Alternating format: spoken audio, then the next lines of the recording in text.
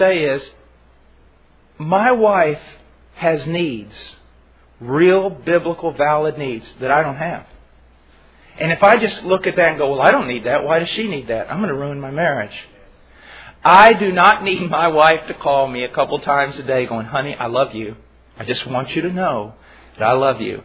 Because if she does, I'm like covering this thing. I hope no one else is hearing this. I'm like, that's really nice. Thank you very much. I'll see you tomorrow. Send her flowers. Lord, tell her to stop doing that. Guys are going to think I'm a sissy or something.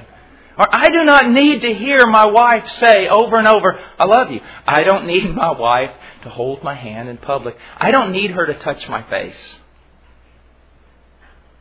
I mean, I'm just not like that. I'm a man. I'd rather kill a hog with a spear or something. I mean, I just don't... It's not what And that is why it says, husbands, love your wives. And it never says, wives, love your husbands. But it does say, wives, respect your husbands. That doesn't mean I'm not to respect my wife and that she's not to love me. What it means is, as a woman, my wife needs more than anything else love. Unconditional love. As a man, I need more than anything else respect. And see, I have to just listen to the Word, listen to my wife, and realize, okay, she does want me to hold her hand. And I want to bless her. I do get a kick out of seeing the joy in her face. So I'm going to hold her hand. She does want me to touch her face. She does want me to just hold her. You see, there's all these things that my brain doesn't really work that way. I really don't understand it. But that's what she desires, and that's what, as a man called to lay down my life for this daughter of God, I am to give. And in giving, I find joy. At the same time, wife, your husband needs your respect. Well, I'll give it to him when he deserves it. Well, maybe he ought to just give you love when you deserve it. And you can live in hell until both of you die. If you're going to wait around till the other deserves it, I'm sorry, it's never going to work. Love has a tremendous way of winning the person over to the other side. Let me give you an example.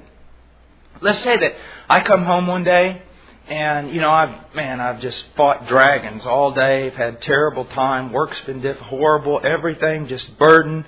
And I come in and food's not done. The house is a mess. Kids are screaming, and I go, what are you doing all day? What's your problem? I'm out there working all day long, and what are you doing? I mean, you're just sitting here. What's going on? And my wife turns around, hair like Medusa, looks at me and goes, well, you don't understand, you big-head Neanderthal. You don't know what's going on. And then the battle is on.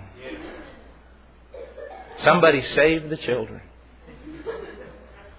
But if I come in acting like a jerk, and my wife turns around, looks at me and says, honey, I'm very, very sorry. And I'll try to get everything as soon as I can put in order. But Ian has been sick all day. And then a lady called and she had terrible problems. And I had to counsel her. And I apologize. And I'll try to get everything going as soon as possible. When she does that, I go, just a moment. I walk outside, and in my woodshed I have this piece of hickory. It's about 3 feet long and just perfect to grab your hand around it.